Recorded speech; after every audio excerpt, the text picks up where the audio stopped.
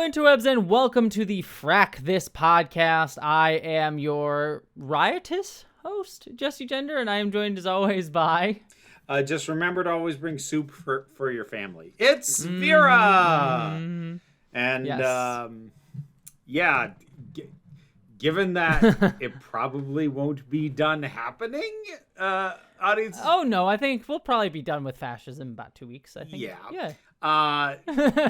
So it's not going to be a case of audiences won't remember what we're referring to. No, it's LA riots, the next generation. Yeah, I'm living Long Beach, so, I shouldn't say. Let's just say I've not always been in my home the past 2 weeks. I guess I shouldn't give any specifics more than that publicly. And actually, I should clarify my own statement.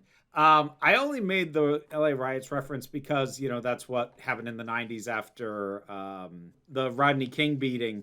That's what they were known as the LA riots. The thing is, these are not riots. These are not riots that are happening. Different. These are protests being turned into the police firing rubber bullets at people and calling in the Marines when people aren't going home when they're told. Yes, regardless of where I have physically been, there has been over my home the past few days a bunch of helicopters and fun times flying over, and I live in Long Beach, so yeah. There's been some wild stuff. I shortly before we started recording, I saw a clip of an Australian journalist for the Daily Mail. Oh yeah, I saw that too. Yeah, who got shot on camera. It was a rubber bullet, thankfully, but you can see the cop spot her, point, and turn, and fire. Well, yeah, but the excuse of that has been that she got caught in crossfire. You can see him aim at her. I know. I'm well aware. He turns, looks, and shoots at her in the video, but that's their fucking issue. She got caught in crossfire. Bullshit. Go fuck yourself. Oh, fuck off. Fuck the police. Fuck Trump. Fuck the military. Fuck ICE. Fuck them all. Oh, fuck Google while we're at it. Did you hear about Waymo? Oh, yeah. Yep. I have found a certain amount of joy seeing all those Waymo cars on fire, because I have seen them around. They're fucking terrifying just driving around LA. I have complained about LA drivers. I will take an LA driver over those Waymo things because they keep fucking pulling over in front of you and it's fucking terrifying driving those things. Fucking burn them down to the fucking ground. Yeah. So just in case people aren't keeping up, first of all, context: Waymo is Google's driverless AI taxi service thing. You call it with an app, you get in. It's a fucking dystopian nightmare. Literally, the driverless cars were a standard dystopian item. Watch fucking Total Recall. Anyways, so what, I don't know if it's happened, but I know that, ICE was calling on Waymo to disable the app because what, protesters in some areas were doing were calling in Waymo cars on the app and then setting the cars on fire in the middle of the street. And regardless of what you think of that action, here's what I want you to grant. That is the cleverest and safest form of property destruction as protest that I can possibly think of. These cars are owned by one of the biggest corporations in the world. They can afford to take the hit. There's no human being who is dependent on this thing. It's happening in the middle of the road where it is incredibly unlikely that it will catch anything else on fire while it burns. So grant me, even if you don't think that this is an appropriate way to break up police presence on the streets of a fucking American city, at least grant me that it's a dang clever way to do it if you feel that that is necessary. I would also say you should at least grant that it's really funny. Yes, you should also grant that. It's fucking hilarious. Yes, it is. So yeah, that's been my weekend is just watching that. Yes. Only watching, I'm sure. Only watching. Enjoying your soup and only watching. I hosted a Pride burlesque show on Saturday, which went well. That was the one that featured the massive fucking anime sword that I bought. Yes, So good. Yes. I'm looking forward to getting the pictures back from that one. I'm excited to see it. But yeah. Yep. Kiddo's almost done with 8th grade. Nice. Getting into high school now. Ah! Terrifying. I have fun with that. I'm getting ready too for filming in New York City. That's why we're gonna record another episode of this tomorrow, because I'm gonna be in New York City in a couple weeks filming my my episode of Subliminal. So New York City. New York City. So I had my first meeting with one of my actors just right before this, which was fun. So How'd that go? it was a good time. It went really well. She's playing one of not the smallest. There's 4 leads in the episode, essentially. 2 main leads and then 2 sort of secondary characters for, like, each of the leads have, like, sort of their friends or best buddies within the context of the episode, I guess you should say. She plays one of the secondary characters to the main characters. But it's cool. It's been an interesting experience because it's, again, directing something that I didn't write. So it was an interesting conversation to be like, this is how I've interpreted, like, we're both kind of interpreting the piece instead of me being able to say like as the author, this is what I intended. So it's been kind of an interesting different exercise than I did like on Identities, for example. So it's really kind of fun. It was a cool conversation being like, yeah, I there's this one-off line that I think we can read this way, which kind of contextualizes the character in the scene this way, which we want to build around. Like, it was just fun kind of conversation that was new in a kind of fun way. So, yeah. Very cool. I'm enjoying that. Well, people on the streets of LA are getting fragged. I hope not. Nah, I don't know. That was a bad one. But we're talking about the episode of Battlestar Galactica titled Fragged. Yeah, that was also possibly in quite poor taste in an episode where we opened with a lot of stuff that could be argued was in pretty poor taste. Yeah. Well, at least this episode has no parallels at all to what's going on, such as what happens at the end of this episode. Yep. I mean, it's not. It's very different context, to be fair. Well, it's not like I posted a Battlestar Galactica quote on Blue Sky like an hour ago. I saw that. Yep. Yeah, which was the quote from Adama that said, "There's a reason you separate military and police. One fights the enemies of the state, the other serves and protects the people. When the military becomes both, then the enemies of the state tend to become the people." I mean, it's not like I posted that or anything. No. This show doesn't have any relevancy whatsoever to anything. I don't know what the fuck you're talking about. Whatever we do after this, for crying out loud, can it not tackle fascism overtly? I mean, technically, this isn't fascism. It's more military coup. It's slightly different. I would argue this is technically not fascism. This is neoliberal democracy and military coup. Okay, so it's one step before fascism. That's so much better. Yeah, like whatever show we do after this, I need something that's less applicable to the shit going on, please. Well, hopefully we'll pick something nice and bright after this, and it will still be applicable because we'll have gotten through by that point. One hopes. Fingers crossed. We'll see. Maybe the universe is just arcing around our podcast, Vera. Don't put that responsibility on me. Jesus. Well, speaking of responsibility, I actually have people's comments prepared this time, shockingly enough. So yeah, we are talking about the episode Scattered, which is the first episode of season 2, the comments from that. I do want to acknowledge, I'm not going to read it, but honest Iago, I do want to say I did read your spoiler comment, and I just wanted to acknowledge that. I read it and liked it, but I'm not going to say what it is because it would spoil for Vera. There was one here. Where was it? Lizard King Slowinski says, Edward James Olmos usually is rocking a big bushy mustache. If anything, it's weird to see him clean shaven, and apparently throughout the production of BSG, he kept asking if he could play Adama with a mustache.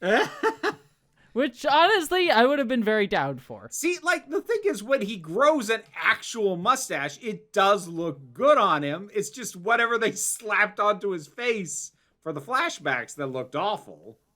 Yeah, there was there was another quote. I'm trying to remember exactly what it was. There was I was listening to an interview with Ronald D. Moore, and he was talking about like first meeting Edward James Olmos for the show when they were gonna casting. He was like, "Oh my God, it's Edward James Olmos. He's amazing. I'm excited." So they had the first meeting, and Edward James Olmos apparently sat down with him and said like, "I love the script. It's really good." Da, da, da, da, da. It's like, for Blade Runner, I was the one that gave him the idea for I forget what it was. It was something like to use like this certain like aesthetic or whatever, like to do this certain thing. And Ronald D. Moore is like, he's that kind of guy.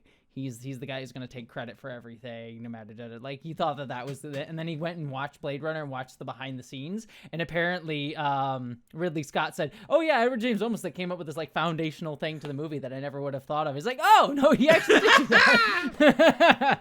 So yeah, no, but apparently Edward James Olmos got some good ideas. I can't remember what it was. It was like something really like foundational to the very idea of the thing, but I can't remember what it was. So off the top of my head. Well, what good are you then? I know. I'll figure it out for next time, for tomorrow when we record. So you'll have to wait a week, listeners, to figure it out. But yeah, it was very interesting. I was like, oh yeah, Edward James Olmos apparently has a good idea. Good ideas. Let's see, where was the other one that I wanted to read? The Dominator T100 says, "Oh, Jesse doing a massive multi-hour New Frontier retrospective would be awesome. R.I.P. to the GOAT. Peter David's Star Trek books were incredible, and he was one of the writers that truly understood the setting and vision. The world and Star Trek universe is lesser without him." Very much agreed on that front. I do want to do a video on the New Frontier books. I don't know exactly when I will get around to it, because there's quite a few of them, and they're very, very good, but it's been a while since I've read them. But I should do that, because they are very, very good. So you just throw it together in an afternoon. Come on. Yeah. It's not like I have to read like 19 books. So You act like you have a real job. Like what? Yeah, I know. Who are you fooling? Yeah, I know. Maybe once I actually have fucking time. I mean, once this filming in Subliminal gets done, I'll actually have a little bit of time. So, but I'm sure I'll fill it with something else because I'm a workaholic. Yay! I wouldn't know anything about. No. I'm sure you wouldn't. Anyways, we should get into the episode proper with our recap. We start off the episode with Crashdown leading a sort of memorial service on Kobol for the two fallen men who died there. But Head 6 turns to Baltar and says, "Only oblivion awaits them because they died here on Kobol." So yes, they do not. I don't know if it comes up here, but it comes up later. It's like, yeah, apparently they don't get to go to heaven because they died on Kobol. So. Huh. Seems interesting idea. Seems petty to me. Yeah, we get I'll save it. I'll save a discussion for later because there is an explanation for that later on, but it is kind of dark. People try, the chief tries to sort of talk to Baltar by calling him Doc, and then he sort of gets, pissy about it, says, "My name is Doctor or Vice President. Dock is a place where you, like, dock a boat or whatever." He's like, "You are loading now, are you not?" Because he's asking him to pick up his stuff. But as they head out, Crashdown comes back and, clearly having a disassociation moment and, grabs the dog tags of the men who died, which the chief kind of looks questioningly at. Yep. And of course Baltar is I didn't go to medical or whatever freaking thing he supposedly has a doctorate in for however many years to not be called doctor. Of course he's that asshole. I mean, I understand people wanting to be respected with doctor. So I mean, life and death crash situation. Priorities, yeah. dickhead. I mean, in this situation, he is being a dick. Like people calling you Doc, I don't think is meant to be disrespectful. It's a term of endearment. It's like, hey, Doc, and he's also acknowledging that you are a doctor. Like it is there. But I do see people when people say, "Oh, you're Mr. blah blah blah" or Miss blah blah blah or Mrs. blah blah blah, being like, "No, I'm a doctor." Like especially women, because they usually don't get that acknowledgement.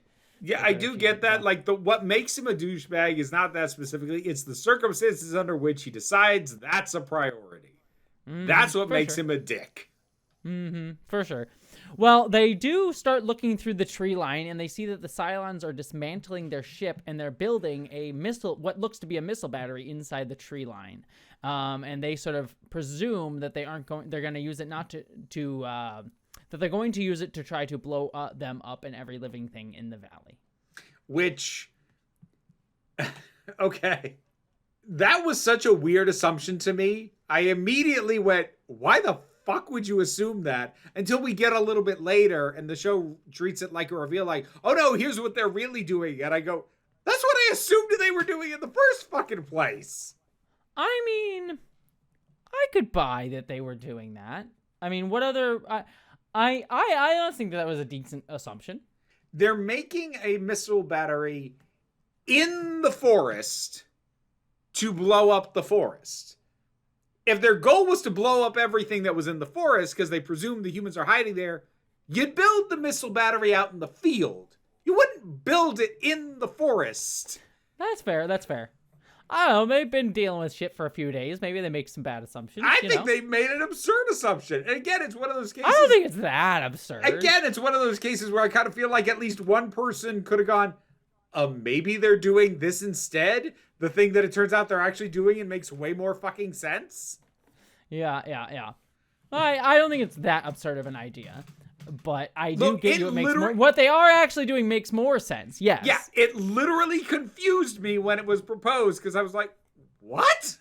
and then it was like, "Ooh, no! Here's what the Cylons are really up to." I'm like, "That's what I assumed from the instant that this started." Well, anyways, we jump back. Gaslighting me. I don't appreciate it. I thought it was not that ridiculous of an idea, but whatever. I don't disagree with you that what they actually are doing makes more sense. I don't think it's a ridiculous notion. Anyways, we then cut to the Galactica. We have a very surly Doc Coddle rushing into the sickbay. It's like, when I say I'm in a hurry, cycle the goddamn airlock faster, he says, which I like a lot. And he's storms in, of course, smoking, and the cigarette's half gone. Yeah, and he's like, vitals now, and they basically learned that Adama, even though the medic went in and did surgery on Adama, he's still bleeding somewhere inside, so they need to go back in if he's gonna make it. And Tigh asks Coddle as he starts prepping for surgery, is he gonna make it? And I love Coddle's response, how should I know? I'm not a psychic. Yeah, no, I like Coddle a lot. He gives. I told you I love Coddle. He gives him massive McCoy vibes. I'm here for it. Yeah, no, I adore Coddle. He's one of my favorites. he's just one of those characters that's like, he's only in the background in most shows. He never becomes a central character or anything like that, but he's always a joy whenever he does appear. Yeah. So, it's like, get out of my freaking way and let me do my job. Mm-hmm. Well, then we cut to Tigh going out of the sickbay, and he starts taking a drink. But Billy runs into him and asks about the president's medication. He said she needs medication, and Tigh is very clear she's not the president anymore. And then sort of confronts Billy. He's like, why aren't you in the brig? And Billy sort of answers like, because no one put me in there, with a kind of implication in the air that Tigh could throw him in the brig if he wanted to, so he should shut the fuck up.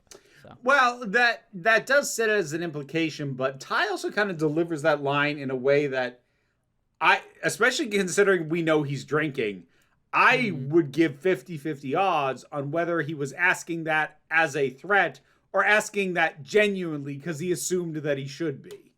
I mean, probably a little bit of this, that, and the other, but I think, like, the way Billy responds to him, which is, like, because no one put me there, is sort of, like, Tigh being, like, there's an unacknowledged, like, yeah, and I could put you there, is, like, kind of what it's I mean, that's Billy's takeaway for sure. I'm just saying, like, for Ty's actual intent, I could go 50-50 either way on that. Fair enough. Well, we do cut to Tigh on the bridge, and he starts yelling at Apollo, being like, why aren't you in the brig? And he's like, I'm on duty right now, and I'm planning the rescue operation on Kobol. And Tigh sort of gets pissed. He's like, well, Symes is the one in, like, at the SAR, so, you know, he can run this thing. And Kyle's like, I'm on duty. You said I'm in command when I'm on duty, so am I in command or not? And then sort of Tigh sort of like says, all right, what's the status of the rescue operation? And he sort of like says we have to use the disaster beacon, so we're going to fly low level orbits, basically sort of like trying to what their plan is for trying to find them. There is a sort of discussion about like what about the base star, and we don't know if Sharon was lying or not. And Apollo is very clear. It's like I verified it by the cameras, and Racetrack also verified it as well that it was blown up. So yeah, which I did like that there was that again. It's sort of showing Apollo's on top of things, and they have ways to verify stuff like that. Yeah. So there was a note I made later, but I'm just going to say it now. Mm-hmm. Today, the role of Battlestar Galactica will be played by People Cracking Under Pressure, the series. Yes, very much so. Yeah, Tigh is very much cracking under pressure here because he's also starts getting like Tigh. I think it's D says the press are demanding when they can talk to their home ships, and Ty's like there are no permission to demand. And then the quorum, and then here's again the quorum of 12 is demanding to see him, and again they demand, and then Apollo has sort of like an under his breath crack that Tigh can hear is like it's a very demanding job. The head of Battlestar. Yeah, something along those lines. So, like, thankfully, by the end, I kind of go with it because, like I said, it's pretty much thematic for this entire episode that what we're dealing with is people cracking one way or another. Mm-hmm. That having been said, early on, when the main focus was Tigh initially, I was a little bit like, do we need this? Then the reason I say that is because we established last episode, he doesn't want this. And to me, that is a far more interesting thing than he can't handle this. Mm-hmm. I find that just broadly less interesting. And given that we already established he doesn't want it anyway, it almost feels redundant to also establish he kind of can't handle it. Mm-hmm.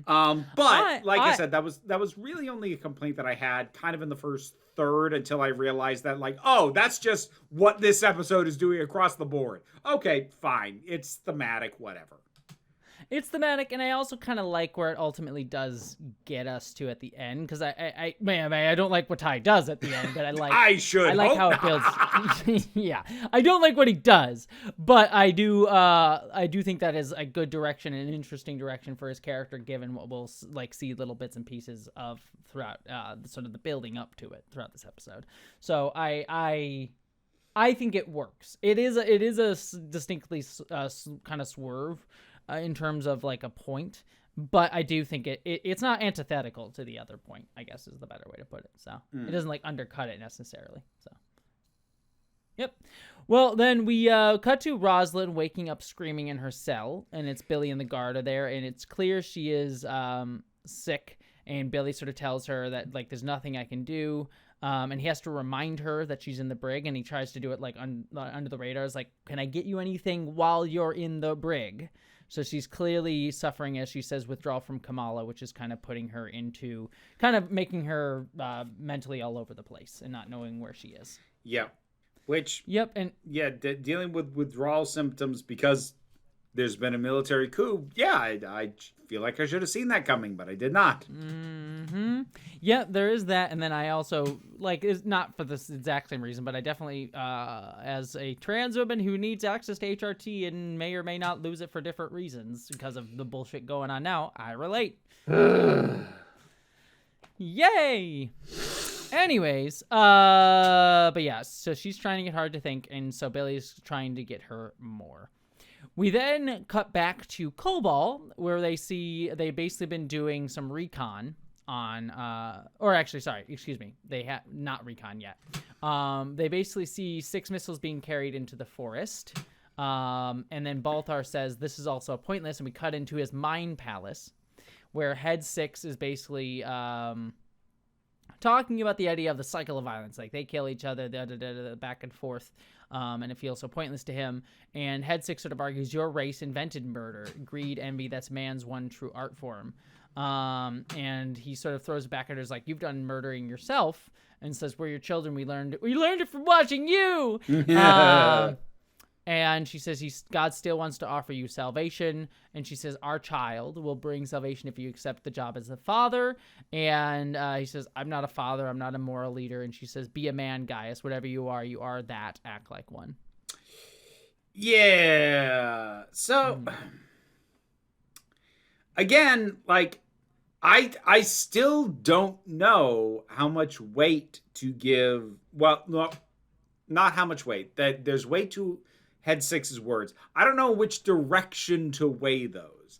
I don't know whether to weigh her words as a reflection of Baltar's own headspace, or whether to weigh them as a reflection of the Cylons.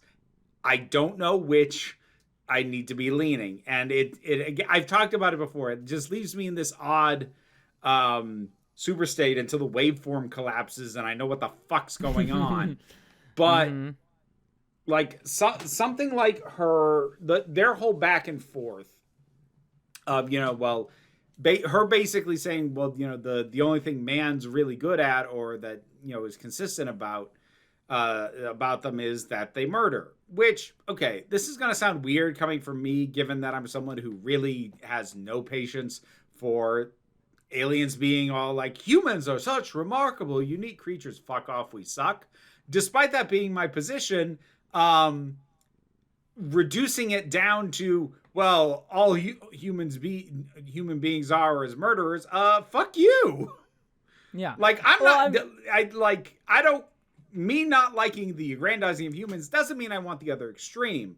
But so like the thing is, I don't know if this is in Baltar's head and just a reflection of his despair at the situation, or if it's actually meant to indicate a position that the Cylons hold. I would find the latter far less interesting.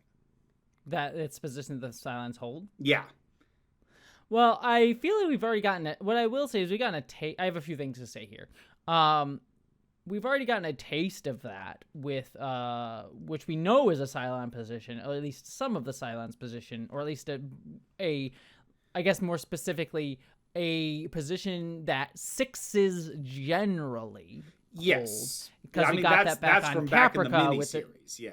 Yes, and also reiterated by the Six on Caprica. That we saw talking to the Doral at one point, where she was also I think she said something along the lines of like, humans are inherently evil and they basically doing the they suck. Doral pushed back on that, but a little bit. But Six was very much like, man is inherently Caprica Six is very much like Six is man is inherently evil and da da da da da da da. Now whether or not what I will say is Head Six's opinion is consistent with that Six as well. Now, you can still read it either way, but it is that it is consistent as a belief of a specific Cylon model, I will say. Or at least generally speaking, a specific Cylon. And I mean that's the other things. I'm kind of moving forward on the assumption that any given Cylon model holds a consistent personality and a consistent guidance and set of beliefs, but I do not automatically project those out onto the entirety of the race. Yes. Again, partially because that is partially because that would be way less interesting.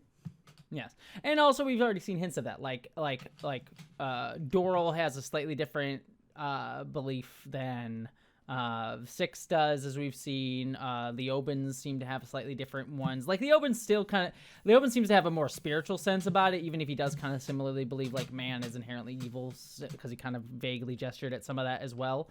Yeah. But he has a different sort of mindset about it.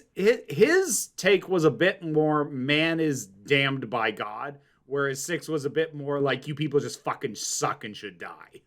Yes, which pretty much so. Has the same ending point, but like it's a very different route to get there. Yes, and we don't know what the we have our Sharon on the Galactica, and then we have the Sharon on the on Caprica, who seem to have generally similar beliefs, but it's that one's hard to track right now because like there's personalities consistent for sure. Beliefs is harder to track since Galactica Sharon we have almost always seen in sleeper mode, whereas Caprica Sharon, as far as I could tell, never was. Mm-hmm. Yes. Yeah. So yeah. The other thing that I do want to bring up with this discussion is I agree with you. I always dislike this idea of humans are inherently evil and always going to be bad, because that sort of idea is kind of what like fascism and all these other things sort of build themselves up on. Even capitalism to a degree is like, we need these systems to keep us in line, or even like some level of like religion, right, as well too, is like we humans are inherently sinful. Like I let me be more specific. Catholicism like, specifically is fixated on this. Yes, like we are inherently sinful. We need a moral arbiter. We need God. We either need God, or we need the fascist strongman, or we need some sort of like whatever one of these systems. They all sort of build on each other, and sort of that's why you see those Christo-fascist sort of bullshit and all that nonsense. Like, it all sort of dovetails in that same way.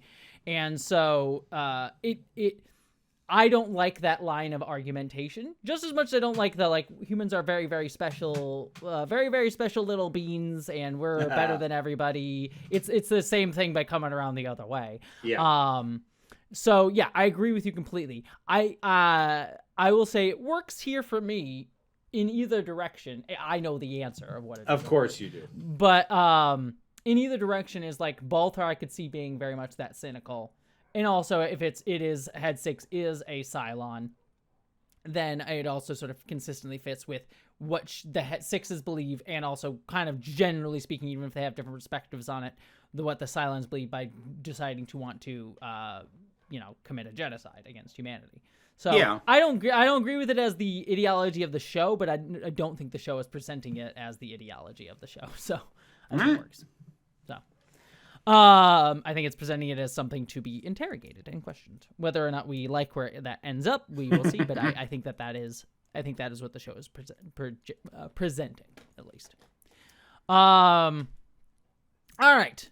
We then we learn that they are building what looks to be a Dradish disc, the Cylons, in the forest. So they are not trying to kill our intrepid little crew of crashed folks stranded on Kobol. They are there to build an anti-aircraft battery to try to knock down Galactica's search and rescue raptors when they come. So which makes way more sense. Mm-hmm. We then cut back to the Galactica, where Tigh sort of goes up to Apollo, who's prepping the mission, and asks him how long it's going to take for him to get ready to get the search and rescue mission up in the air. Apollo says 90 minutes, and Tigh snaps at him, "We've got men down on that fracking planet. Get your head in the game." Which is ironic, because earlier in CIC, when Apollo was justifying why he wasn't in the brig, we've got man down. Like, Tigh went off and like, did we lose a ship and nobody told me? So like, he had forgotten that there were people on Kobol like 20 minutes ago, and now he's fucking furious that it's taking so long to get them. Mm-hmm. Yep. So yeah, I mean, it gets more like he's just cracking under pressure and just lashing out at whoever he wants to at that point. Yeah, no, I wasn't citing it as a writing fault. It's just like this is where this guy's at, and it ain't good for anybody. Mm-hmm.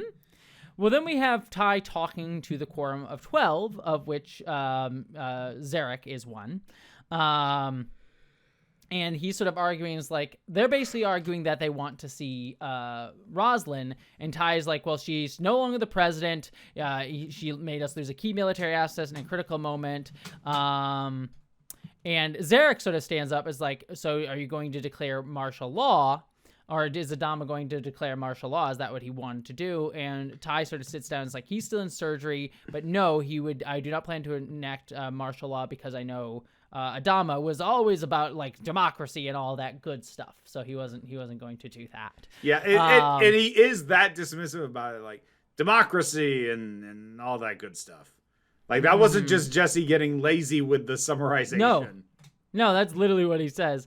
But the quorum votes and says, we demand immediate access to Roslyn. The motion carries. And Tigh sort of leaves and says, I'll take your demand under advisement. Which, boy, that was also a moment that kind of hits harder now than probably it was meant to, because it is a stark reminder that you can follow the rules and the decorum and the procedures all you want, but there are people in positions of power who can just decide, nah. No, yeah, I agree. And two things about the scene that I also really find interesting is, one, like, Ty's like, oh yeah, he cares about a democracy and all that good stuff. Well, he didn't really care about democracy at all when he did a fucking coup on the president at a whim. So, yeah. So I think Adama has those ideals he believes he has those ideals, but he doesn't necessarily always stand by them.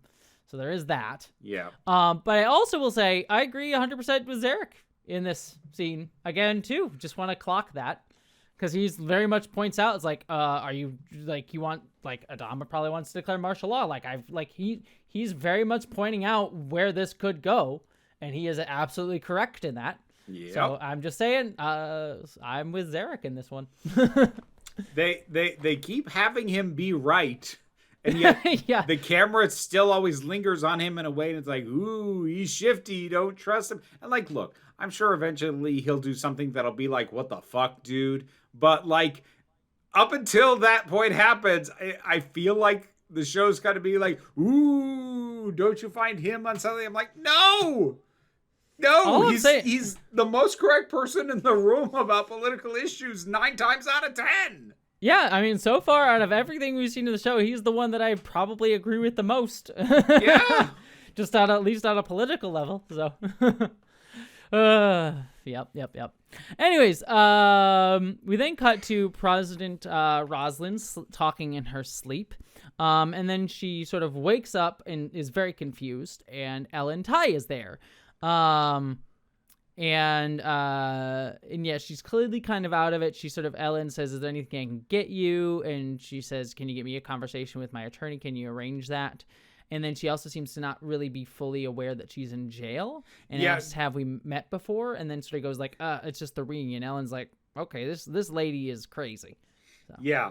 And Ellen goes leave. I just wrote down, Ellen, you sneaky fuck. She's a scheming. Yeah.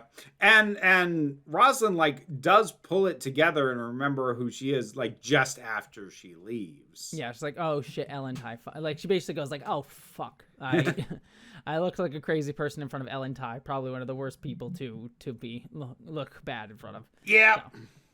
Yep. Also, when she does come to herself, the guard that's stationed there, he starts praying as well. All right, we have Baltar crawling on a tree, basically sort of like basically spying on the Cylons. We learned that they're sort of like trying to get the positions and numbers of the Cylons. Baltar basically says, yes, he saw 2 Cylons. There are 5 Cylons total, and he says he saw 2 Cylons at the dish that were stationed there and did not move. But of course, he had fucked up, and he doesn't say this to Crasher, but he fucked up, lost his binoculars, and didn't see that 2 Cylons had left the dish unguarded. Yep. So, like, he's still pretty careful with his wording, because like Crashdown is like, so the 2, and they were stationary there, and Baltar goes, I didn't see them leave their post, which is true, regardless of whether he's right or wrong about the conclusion that that's going to lead them to. What he said is not inaccurate. Yes, very much so. But then Crashdown asks Baltar if he's ever handled a weapon, and Baltar's like, what? And Crashdown's like, I need every man that I can get. We have to take those frackers out. And he's basically arguing, it's like we have equal numbers and the element of surprise, so we can pick the time and place of our choosing to take them down. But then the chief basically goes and asks, like, hey, can we talk separately? And while they go off, Baltar sort of asks around, like, have you handled weapons? And Callie just basically says, I just joined to pay for dental school. Yeah, and the other one, the medic, whose name I forget, was like, not since basic combat training. I haven't touched a gun since. Yeah, and the chief is also an engineer too. So really, like, Crashdown's the only one that has like active combat training. He's also a pilot too. So yeah, like none of them are like on the ground Marines. So, anyways, off to the side, the chief basically argues we can't go up against an armed and defended position. And then Crashdown sort of snaps at him so that everyone can hear. And he's like, you need to cool yourself. And Chief's like, I don't believe I've lost my cool. And he's like, I disagree. We owe it to the rescue party and Societas and Tarn to take down that dish. And Chief's like, I don't see what Societas and Tarn have to do with this. And then Crashdown basically says, well, maybe that's why I'm an officer and you're not. So yeah, very much Crashdown is cracking under pressure, and Chief's kind of keeping a level ahead is essentially the idea. Yep. And I had noticed I had noted previously, like, Chief did a decent job of of handling Crashdown, but at this point, Crashdown is just crashing out. Yeah, he's so fully crashing out that the chief can't really handle him the way that he had been. Yeah, and he does still try. Like, he's like, hey, let's talk off to the side. Let's, like, I'm not going to question you in front of anybody. You know what I mean? So. Yeah. It's not working anymore, but he's trying. Mm-hmm. Well, we then cut to Crashdown showing off a plan on a literal graph on the ground. And Baltar's like, what the hell is up with this, like, graph he's doing on the ground? And Chief is, like, clearly frustrated. It's like, it's a basic command tool. It's usually not used this literally in the field. But then Baltar sort of calls it as, like, this is absurd. This plan is really terrible. We're not going to make it. And then the chief starts yelling at him and says, this is not a democracy. The LT's in charge. And so he basically says, sit up and shut down. Sit down and shut up. Sit right up, down, shut. Keep trying. You'll get it eventually. Yeah. Yes. And puts Baltar down, and then the chief just basically, hey, it's your show, LT. So he's still following the chain of command. So even if he clearly does not agree with it. So. And yeah, part of the plan, just to note, is that Callie is going to draw the fire of the Cylons as part of the plan. And they only expect there to be 3 at the place that they're going, the missile battery. Yes, they expect 3 at the missile battery and the other 2 to be at the radar dish. Sorry, Dratus dish, whatever. The Dratus dish. I do love that the show does take pains to be like, look, it's not exactly like radar, it's Dratus, but then we still have things like, you know, American style democracy, and like you plead the fifth essentially. Yeah. So yeah, it's just kind of funny that it's just like, oh, it's different, we swear. Yeah, it picks and chooses when it's going to be like, oh, see, it's not the same as Earth, and then there's whole massive swaths of it like it's basically the same. Yeah. I mean, it does at least get some excuse out of like, all this has happened before sort of shit. So, yeah. However you want to take that. So, yep. Anyways, where am I at? All right. We can cut to Billy talking to Roslyn. Roslyn is in a corner sort of muttering to herself, and she's basically ranting about scripture, which the guard sort of points out. It's like, you know, she's ranting about Pythia. I'm from Geminon. We believe in a literal interpretation of the scriptures. And Billy's like, well, okay. And basically Billy sort of clocks that the guard is kind of very much on Roslyn's side of things, like definitely believes in her. And he's like, can you get me Kamala? So. Yep. And that's sort of where that scene goes. So. Fundamentalists. Whee! Whee! Huzzah. Well, then we cut to Ellen and Tigh, who are both clearly drunk. And drinking. And Ellen is doing her little scheming thing because she's like, okay, look, the old man's still in surgery. What you can do is you should let the politician go see Rosalind because she's crazy and lost it. She doesn't even know where she is. So let the press and the quorum see her. And then with her out, the VP missing, that leaves you in complete charge of the fleet. And he gets the power. And Ty's like, well, I don't really want the power. There's only until Adama gets back because he'll be coming back. And she's like, yeah, sure, definitely. Uh-huh. So yeah, Ellen's just scheming to get her man up in charge. So, she just doesn't know any other way to be, does she? Nope, she just wants to have the power. So, we then have Apollo jumping to Kobol to find their people, and we then also have a quick scene of Callie figuring out how to use her fucking rifle, which she doesn't really know how to use super well. Yep. But then Head 6 says to Baltar, one of you will betray the others. I swear I've heard that somewhere before. Mm-hmm. Tonight after our last supper, one of you shall betray me. Yeah, it's almost like there's some Judeo-Christian allusions. What? Yeah. Shocker of shock. In a show that constantly brings up God? What? Yep. Well, I believe... I want to make sure that this doesn't... Maybe I missed it later. I just want to see... Yeah, okay. So it does come up here. Basically, Baltar argues, like, well, I can't die if the attack fails because I'm God's instrument.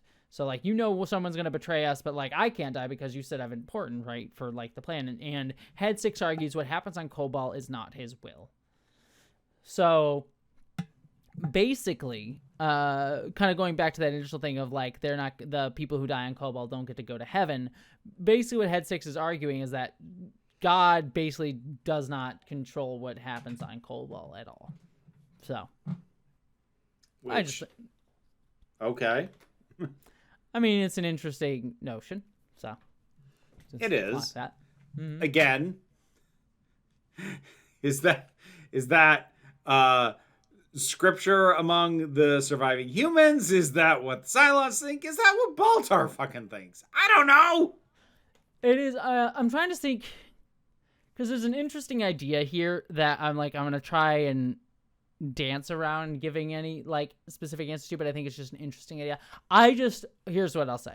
We've had this idea of all this has happened before and all this has happened again, sort of continually reiterated throughout the show, but then we also have this thing of like, this spot specifically does not seem to fit into that cycle of things. That's basically what I just find that to be an interesting concept, is basically all I'll say I can't go much deeper than that. Okay. So. I just think that's a fun idea. Anyways, we then cut to Tigh drunkenly and homoerotically looking at pictures of him and Adama. I was very much, this man just wants to fuck Adama and his mustache so bad. Literally in my notes I just wrote, God, just fuck Adama and get it over with, man. But anyways, he gets a call from D, who says, hey, the quorum wants to see the president, and he drunkenly says, tell them to shove their demand up their collective asses. And I love that D looks at Gaeta, and she goes, he's drinking. Like, makes a symbol like she clearly knows that he's drunk. Yeah. But won't say, and she's like, yes, sir, but what should I tell them? Say I'll show them and see what's become of their precious president. So, yeah. Yep. Mm-hmm.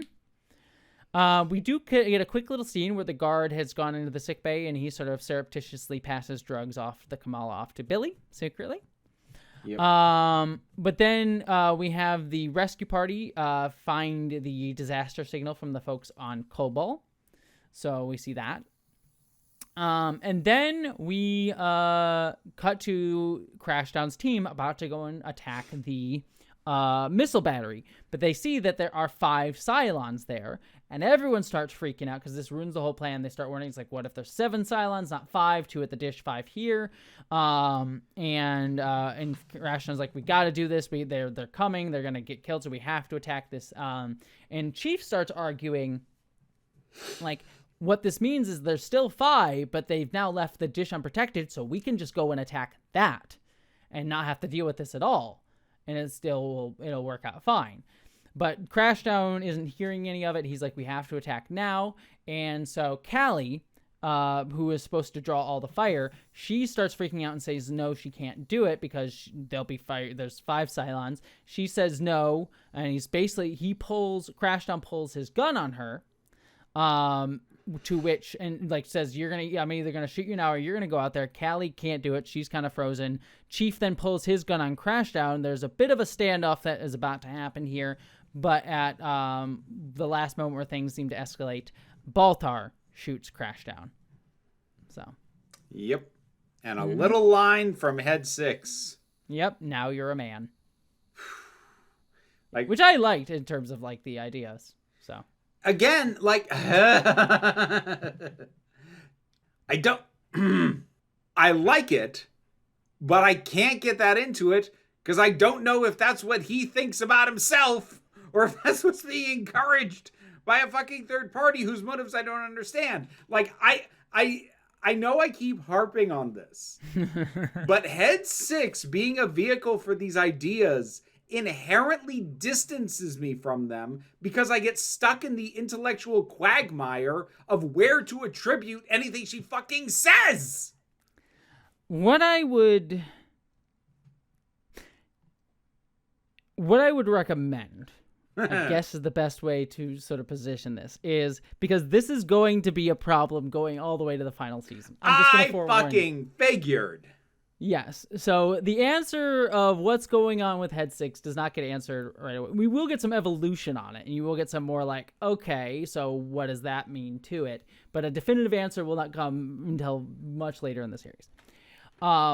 So what I am going to recommend is what you should take her ideas as kind of is an ideology that the show is presenting. Whether or not it is in Baltar's head or coming from one of the Cylon models, I think is a question that will get more answered more quickly in the nearest future to a degree. I will say, at least in terms of like what the rest of the Cylons believe, I guess is the best way to put it.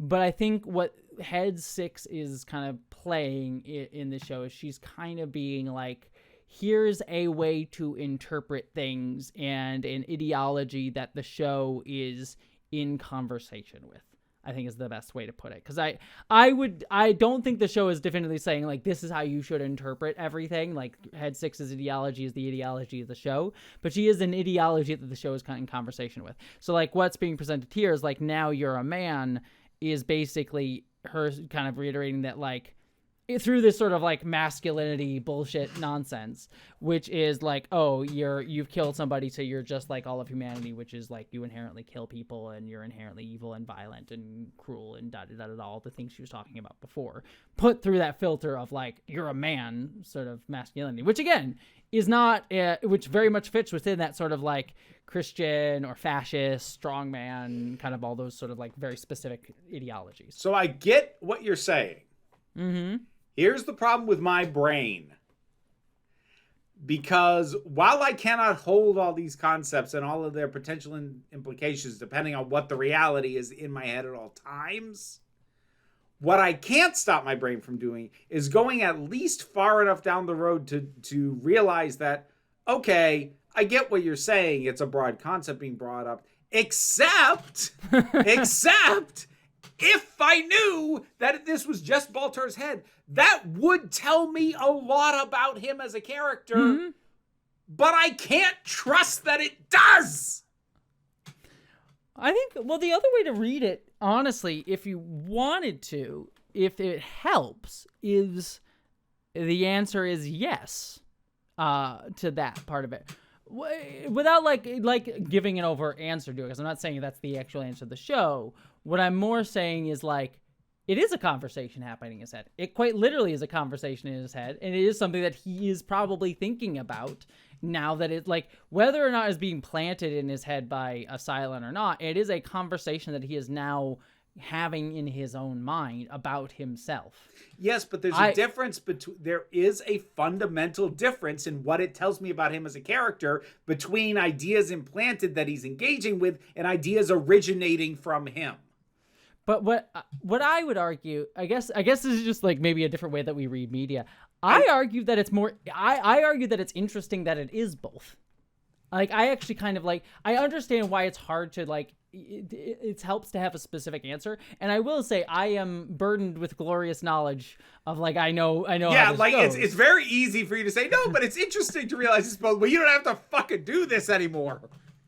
To be fair, but I watched the show when it came out, and I did actually read it. Like, I like the idea that it works both ways, and that it does kind of have that like quantum potential of being either, and allows you to like, it does teach you a little bit about Baltar, but also could be, and it also could be a thing that the Cylon is also presenting, and also could be a larger sort of ideology that the show is putting itself in conversation with. And I think that it is all three of those things. Until you get a literal answer down the line, I think that the show, I think the reason that the show doesn't give an answer to that so far down the line is it wants you to have all three of these interpretations in your mind at the same time, because all of them are equally valid and should be treated as such. But see, that's the thing. That circles back to where I started. I can't hold all of these in my head simultaneously, episode after episode after episode, with each episode building off a previous one, meaning that it's not just holding three things in my head at the same time, it's fracturing off into all these, it's exponentially growing as each potential branch has its own now multiple interpretation. I can't hold that in my head.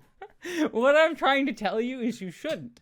You should just what I would argue what I literally would argue is stop worrying about what the answer is. You will get one when it's time. Just take, instead of like having like, take it as what the episode is trying to say, as about Baltar. Like in every episode, like stop trying to like put tallies in the column of like, all right, here's evidence of it's Baltar, here's evidence of it's head 6, here's evidence. Like I would argue that it's just like, take it as an episode of like what this let me just make this point. What this does in the episode is it does 3 things within the it tells me about Baltar, potentially tells me about 6, and it tells me an ideology that the show wants me to be thinking about, as in terms of like conversation with what's happening. And I would say take that within the own terms of the within the terms of the episode, instead of like trying to like have this theory. And I'm saying this as someone who was deep in the Lost forums, deep in the Battlestar Galactica forums. See, like, I'm saying let go of that.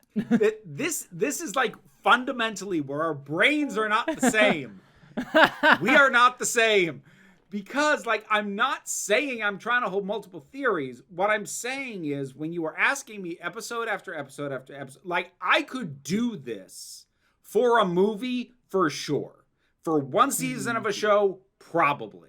But when you are doing it episode after episode after episode for the indeterminate future, then we circle back onto what has kind of already been a little bit of a recurrent thing already, which is that, like, you try and poke me on something like, ooh, and what do you think that means? And I kind of shrug and go, I don't know, man. Because, like, my brain will do one of 2 extremes. It'll either burn itself out trying to juggle all this, not because it's forming theories, but because it's just trying to parse meaning out of this and there's too much going on. Or my brain will check out and go, cool, I'll wait till you tell me what's going on.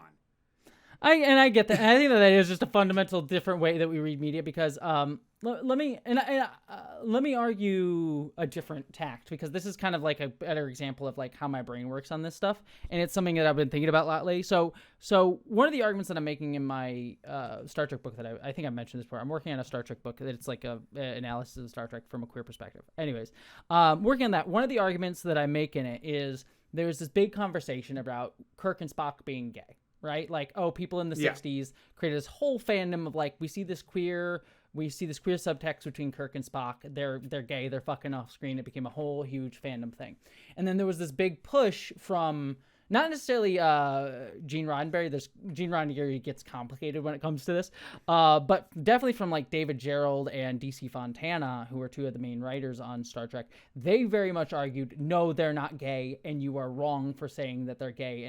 And they would even, some of them even went so far as like, you're ruining Star Trek's potential to be mainstream because you're being too gay, which is interesting coming from a woman and a gay man, but it was their argument.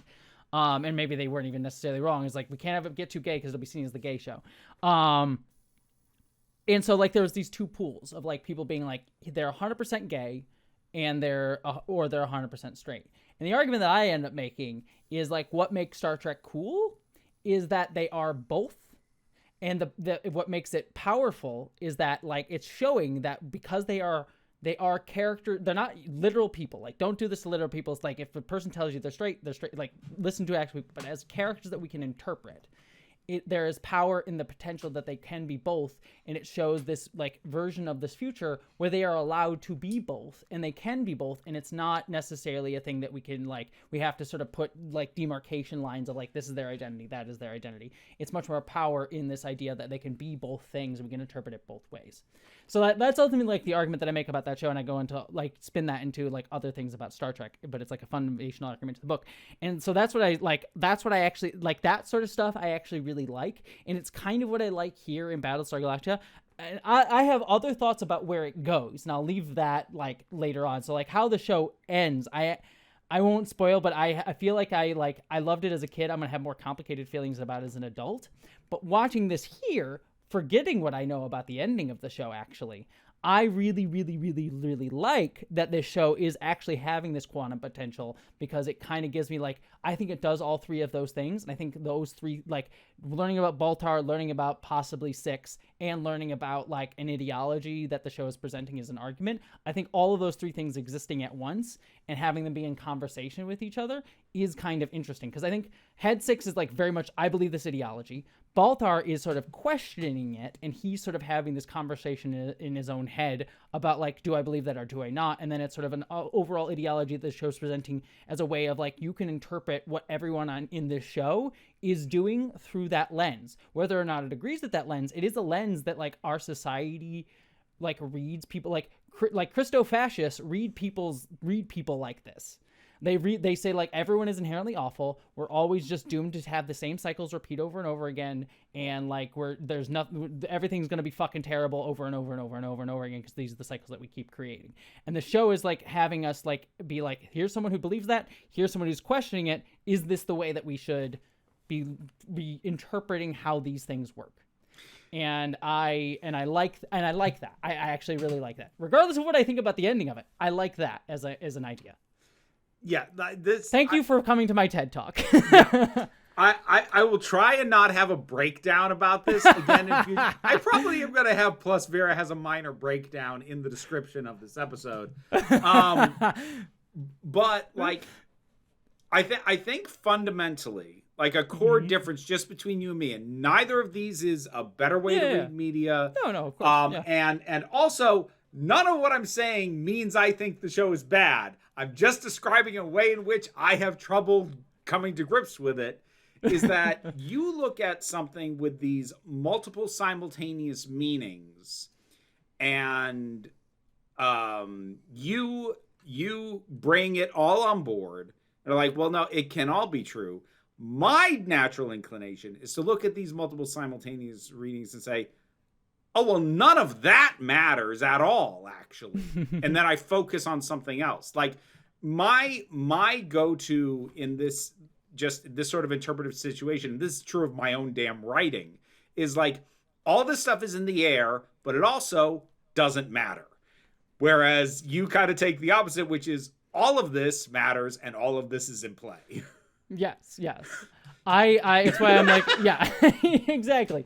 It's why I argue. It's like one of those things with Andor where it's like, oh, there's like objective truths. Like, I don't really think there is like objective, like there are some things, but like in terms of how we interpret things, there's no one interpretation of anything. And I think that like the show is engaging in that as a dialogue within its own text. Oh yeah. And like, understand, I'm not speaking from a position I'm not saying you are. You aren't saying, yeah. That there's a, well, this is for the sake of the audience, because like you understand me well enough. You understand my fucking bullshit. Yes, yes. But like for the sake of the audience, I don't make an argument for like one definitive interpretation of things, but I tend to have in these situations slightly off interpretations versus what most other people come away with, simply because my gut instinct is to look at all of this and my brain decides, okay, what is noise? Cut all of that and what is left, as opposed to take all of that on board and what does all that mean together? My gut instinct is like, no, cut that. What is the core that remains? Yeah, I mean, it's one of those interesting things too. Like this is the last example I'll give, because I had a similar argument with, not even argument, it was a conversation with Aronach. We talked about the Matrix movie, where like she has this interpretation of the movie of like, it is very important to read Trinity as like not in Neo's head as like a literal character of like, she represents like the other like version of the one. And I'm like, I think there's a cool interpretation of like, she is like, obviously she's literally there within the film, within the movie, but as like a symbol of like the trans woman that she like Neo wants to be, and sort of like this symbolic version of herself that she could become. And I think that like both of those interpretations are actually valid and like are in conversation with each other in an interesting way of like, she is this version of Neo who she like Neo wants to be in terms of a trans reading, but then also as like a person that like with separate autonomy that we also should like see ourselves in the like, recognize that the other is a different person that we can see ourselves within. And I think that like there's power in both of those interpretations, and the conversation basically becomes like, both we see ourselves in the other, like and I think that like every version of ourselves are like, we are connected by what makes us like what we share across difference, I think, is the thing that I ultimately like within that conversation. Like, I think putting these different interpretations, like, there are different interpretations, and I love it when works of art allow for different interpretations of things that are not, that the answer doesn't come from what the final interpretation is. It comes from the conversation between interpretations, which I find fascinating. So. This episode is going to be so fucking long, and so little of it's going to be about the fucking show. I know, but this is interesting. This is the shit I live in, Vera. I could talk about this sort of philosophical bullshit all day. I know!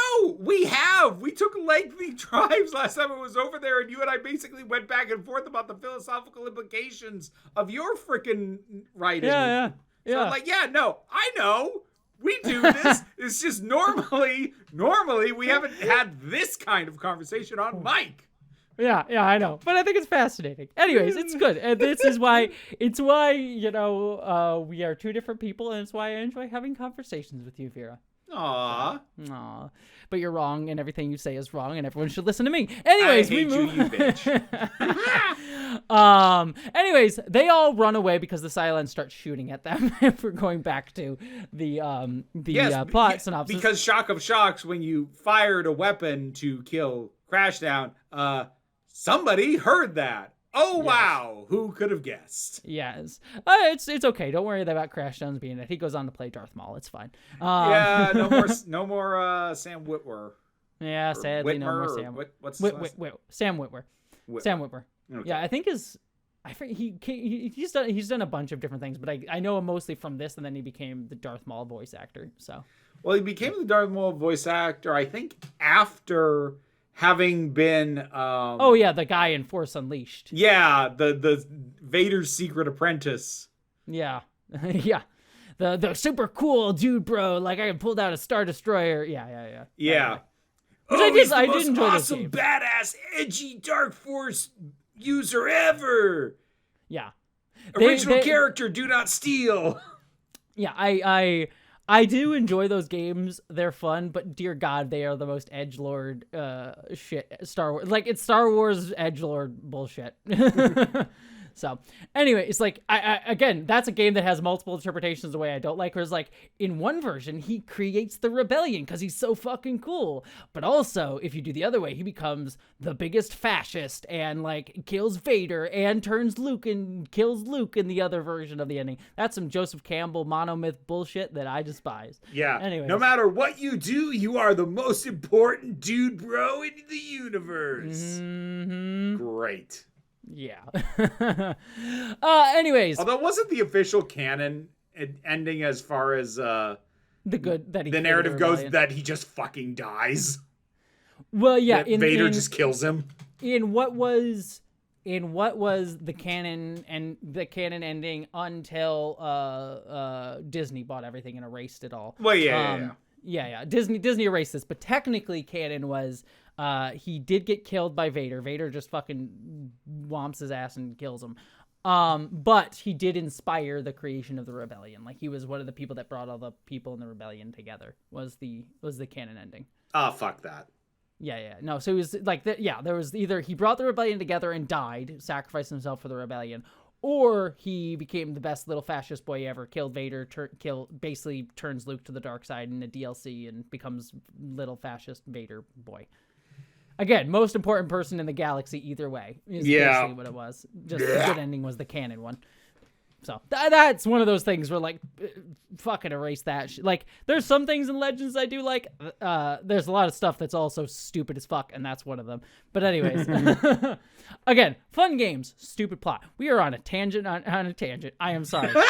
I will say my Joseph Campbell video, I do talk about those games as a perfect example of, like, this is the example of that, like, the Joseph Campbell hero can choose either fascism or liberal democracy, and because he's the super special boy, he gets to choose which one. But you're either an Anakin Skywalker or a Luke Skywalker, but they both get the option. They both can button push to fascism. Yeah. And Star Killer is the character's name, is also a perfect example of that in an edgelordy way.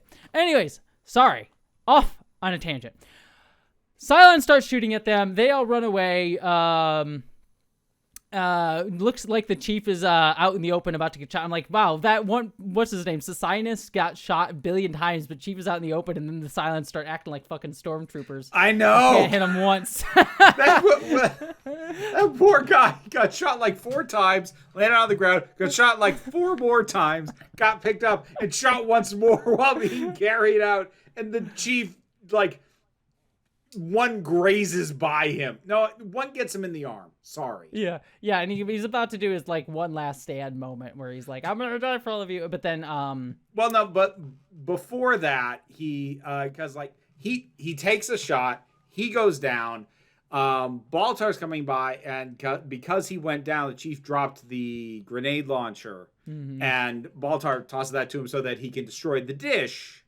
Then he has his little last stand moment, just standing there out in the open, firing a pistol that probably has shit penetration at this range anyway. Well, we established at last episode that those pistols do fuck all to the Cylons. That too, yeah. Yeah. So he starts firing, but at the last minute, the Raptor comes in and blows them all up. I doubt it'll ever come up.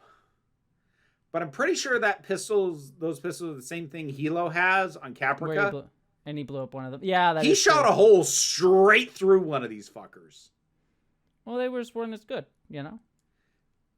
If I wanted to go down the rabbit hole, I could do this whole thing of like, well, I bet they sent the weaker models there because they actually didn't want him dead anyway because Sharon was embedded in there with him, and it could be a whole thing, but I'm tired. We've tangented enough. Yes. Well, anyways, the Raptor blows up all the Cylons, and they rescue our Kobol friends. Then we then cut to Tigh, who is about to show the quorum. Basically says it's viewing time in the zoo, and he shows the quorum to Rosalind, who is quiet for a minute. And he's about to shepherd them all out because they're like, she's not talking, what's going on? But then she stands up and says, "Thank you all for coming. I have a statement. This coup is illegal. I have not resigned as president. I will fight this." And then Ty's like shocked that she's so coherent.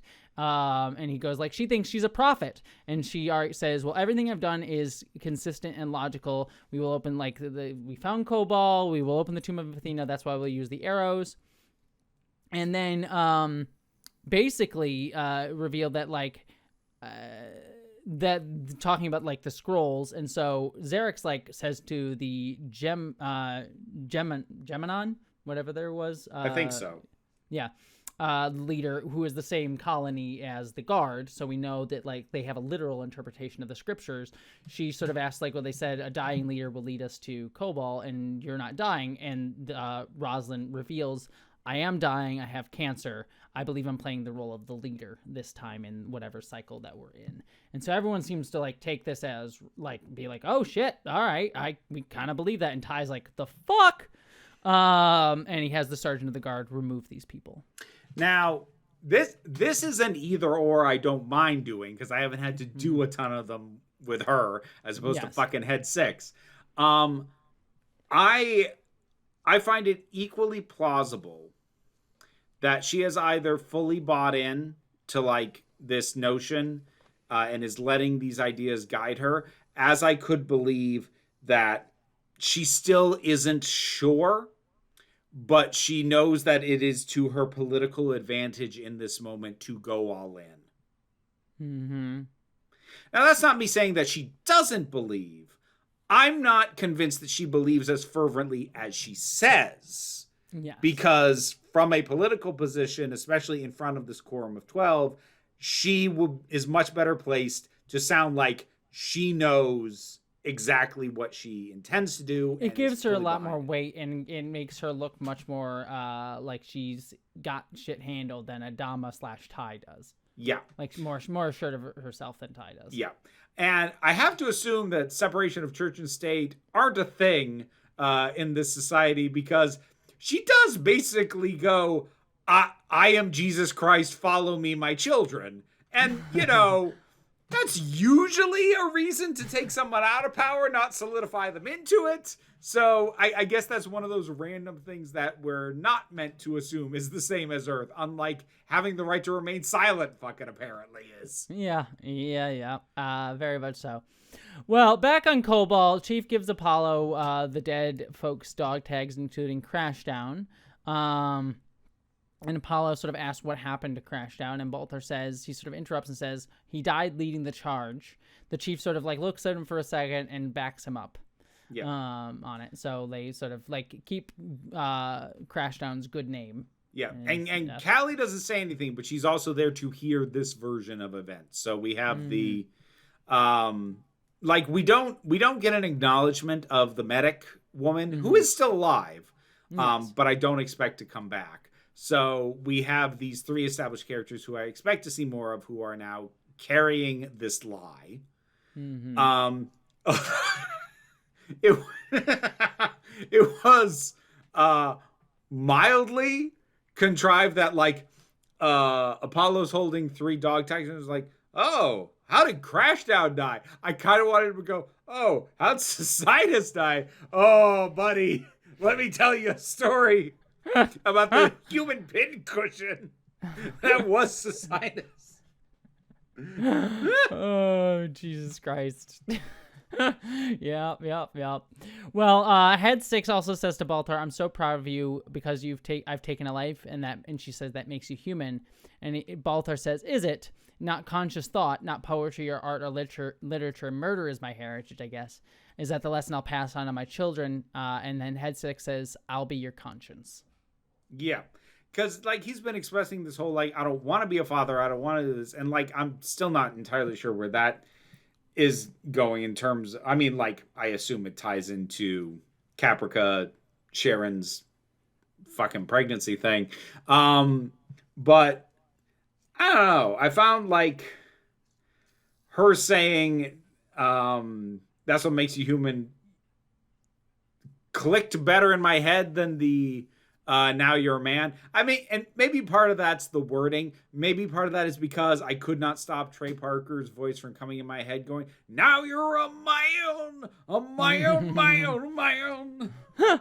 Well, I think what it does for me, what's interesting about this, and it's funny because I was just, I did not watch the actual video, but I watched Big Joel's reaction video to it.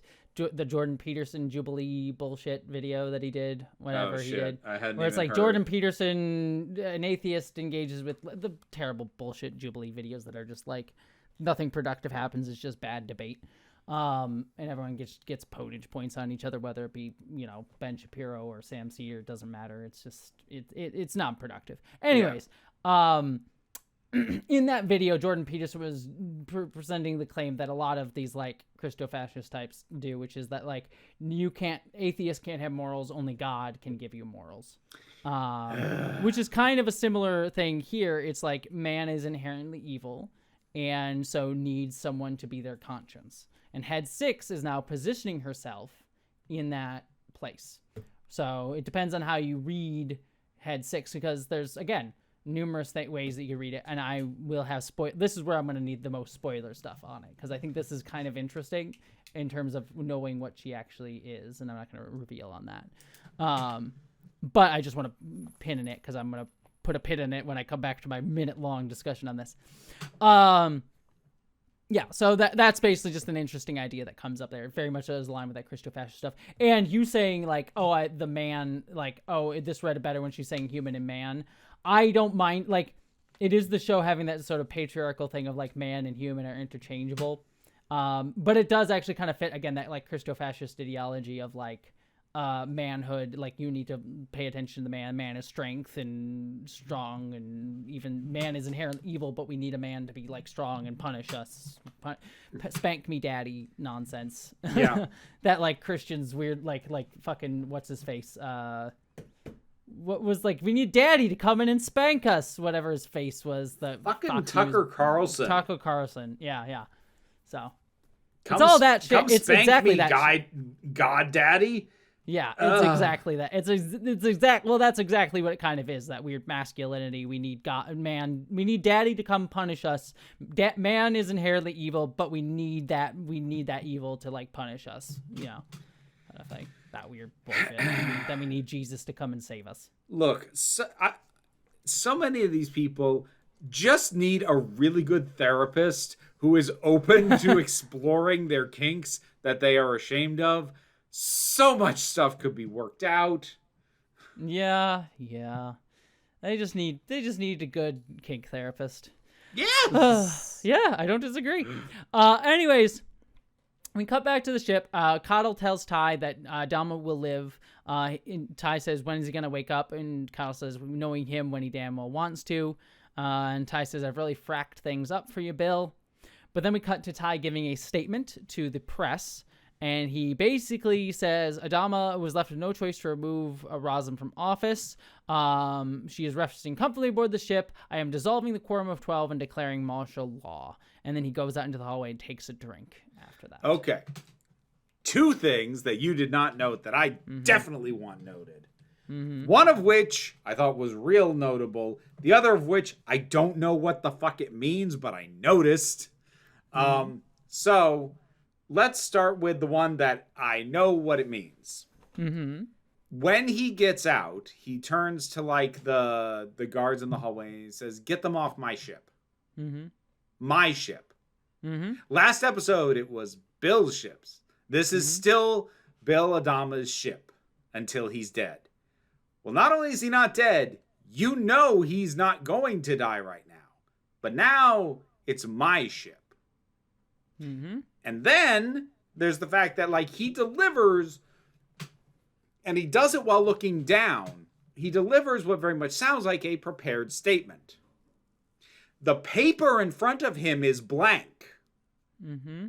Like he folds it up and he passes it off to somebody later, but there's nothing written on it.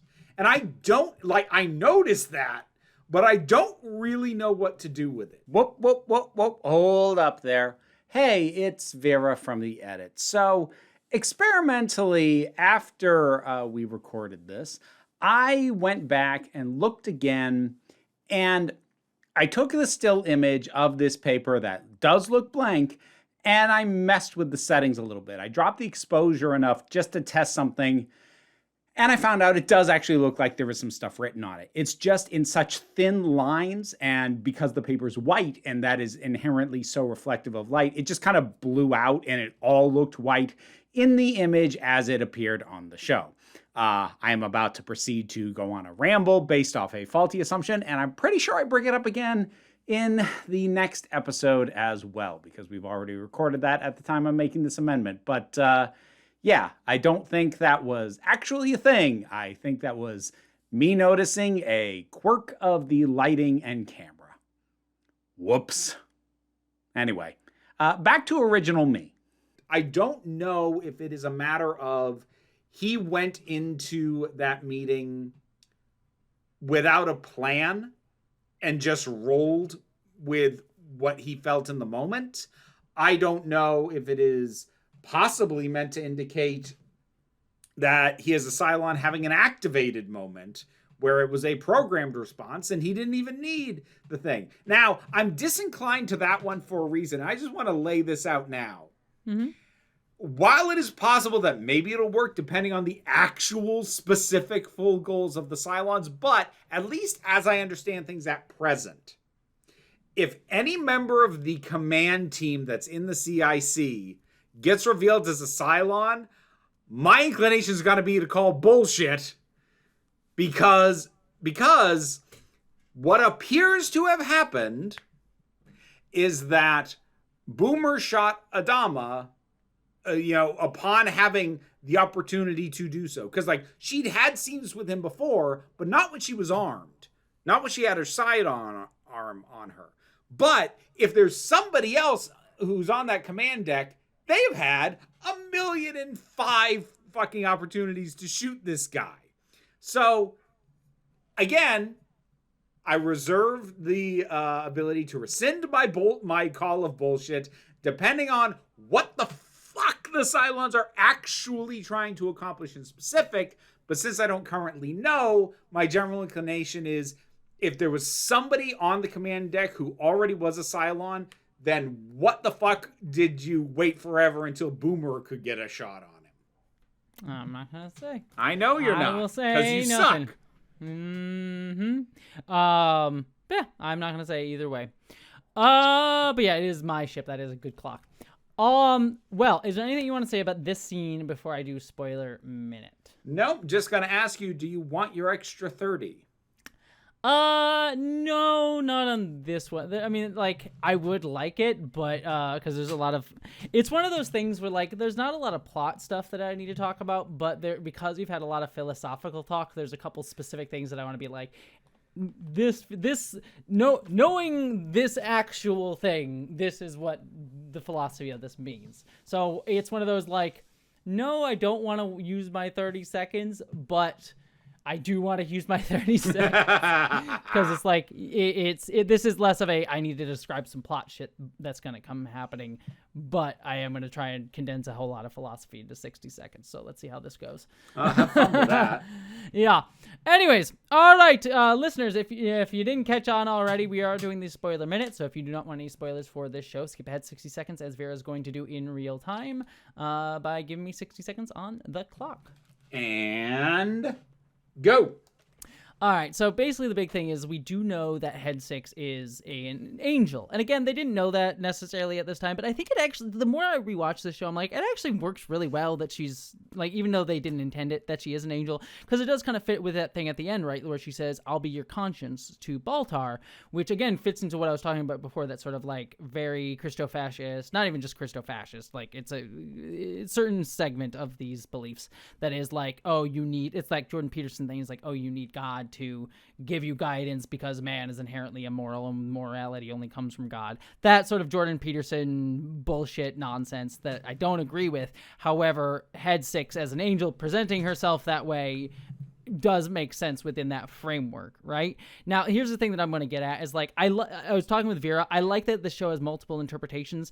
I have a feeling that when we get to the end of the show, I used to like it as a kid, but when we get that definitive, like, no, God is real, and this is like, she's an angel, and all of these things, I think I'm going to hate that at the end of the show.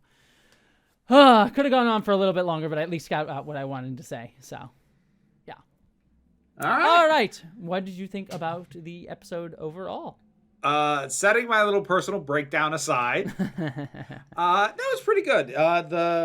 The plot threads, I think, had they been B plots in other stories, might have bothered me, but having the linked together thematics of people cracking under pressure, I think, did a lot to help the overall flow of this and help it land better than it might have otherwise. Whereas I think if these had been parsed out as separate B stories to a completely different A plot, I probably would have had more issues with each of them. Like, I kind of brought up Tigh in specific. I'm like, we already know he doesn't want command. Do you also have to show he's not capable of it? But again, because it fits into the overall themes that are going on with the episode with all the other plot lines that we're seeing in this, no, it pulls together pretty well. Yeah, I agree. I thought it was really good. I actually really liked the Tigh stuff, especially it does get to that martial law stuff again. I do like that it's one of those, like, oh, I'm here for, like, it kind of goes to your point earlier too, right? Like, Adama wouldn't declare martial law. This is Adama's ship, so I'm not going to declare martial law. And now it's, oh, it's my ship, so I'm going to declare martial law and do things my way, because he's incapable of command. And not that I necessarily agree with Adama, but he's certainly a better leader than Tigh ever is. So yeah, he definitely is. And it is interesting to me that he does this tip over when he knows Adama's going to wake up and he's going to have to answer for it. Mm-hmm. Yep. I'm not going to, it'll get talked about more, so I won't. Oh, I should freaking hope so. Yeah. Because right now I am choosing not to read it as a mischaracterization because I am expecting it to be a whole thing. Yes. I don't even think it's a mischaracterization, even if regardless of whether he's a Cylon or not, he's kind Oh, of no. a man. It's not about the Cylon thing. It's just like, it's one of those things where if you take everyone at their word as characters, then it could possibly feel like a mischaracterization because. Oh, I get what you're saying. Because like he said he wants to honor Bill. He wants Bill to rule, and when he knows Bill is going to be waking up again, the safe thing for him to do is to stick what the last known orders were and what he understands that Bill would most likely want, but he's not doing that. Mm-hmm. Yes. So that's what I'm expecting to get explored, which is why I'm not calling it a massive shift in characterization or a mischaracterization, because I expect it to do a thing. yes, very much so. But yeah, I agree. I like this overall. I thought everyone's breakdowns worked pretty well. Crashdown stuff worked pretty good. Like, surprisingly, the stuff, like, I remembered the storyline and I was worried that I was like, because I knew this is where Crashdown died, and I had a vague worry about, is this just gonna be frustrating, and just seeing Crashdown sort of like crash out. Is that gonna just frustrate me? No, it feels like a very believable, like well-handled version of that, where it's like, what I like about that storyline is it didn't show Crashdown as this like cartoon character. Because usually in these sort of things, it's sort of like he's making terrible decisions and it's clearly everyone can see it's wrong, but no one wants to stand up. Like his choices, you could be like, I see his logic. I think Chief is correct and he's making dumb choices, but I see why he's doing it and I see where he's getting there, and it feels very human and very believable. And I like that. Yeah. He's not behaving irrationally. He's just behaving slightly foolishly because he's not supposed to be the one in command, but he is. Exactly. So yeah, I did really ended up liking it a lot more, because those type of storylines could easily walk the line into frustrating me, and it didn't. I think felt very human. And that's across the board. Like, I think everyone's breakdowns in this episode felt very human. I think the closest to getting a little cartoony was Rosalind's stuff, but even then, it's like, we don't know what this drug is, so I can kind of suspend my disbelief a little bit. So yeah. But yeah, overall, we like it a lot. So, all right. Anything else, Vera? Nah. Alrighty then, stuff time. Stuff. You can find my stuff by looking for Council of Geeks. Patreon pays the bills. The main thing that funds is the Council of Geeks YouTube channel. I don't know what I'm talking about, man. I'm trying to not have to talk about Doctor Who again for a while, but I've also got to figure stuff out because I've actually got a lot of stuff going on in July, so I need to have stuff ready for several weeks ahead by the end of June, and I don't know how the hell I'm going to manage that. So I'm actually not having as relaxed a time as I thought I would. But new videos every Saturday. I don't know what the fuck they'll be, but new videos every Saturday on the main channel, Council of Geeks. There's also Break Room of Geeks, where I talk about whatever I have watched, listened to, read, or played lately, and also do live streams on Wednesdays and Fridays. And it may, in fact, also be where you are listening to this here podcast. I also post occasionally on Blue Sky. If you follow me on there, I will often go days without posting and then do 5 completely unrelated posts in a row because that's just my brain. So that is the geeky stuff. You can also, of course, look for the spicy stuff. Spicy stuff. And for that, you look for Vera Wild. Wild is spelled W-Y-L-D-E.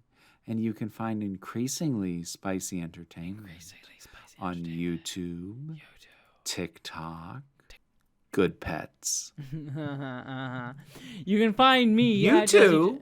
You're good too. Don't worry. Oh, I know. I'm well aware. You can find me at Jesse Gender on YouTube, where I do video essay style stuff. I just released, as of this recording, a video on Star Wars Andor, a sort of overlook, mainly focused on season 2, but also overlooking the entire series. It's one that I'm really proud of, so please check that out if you can. I will have another video essay on the Ferengi, sort of like Sex and Star Trek adjacent Ferengi video that I'm really, really proud of as well.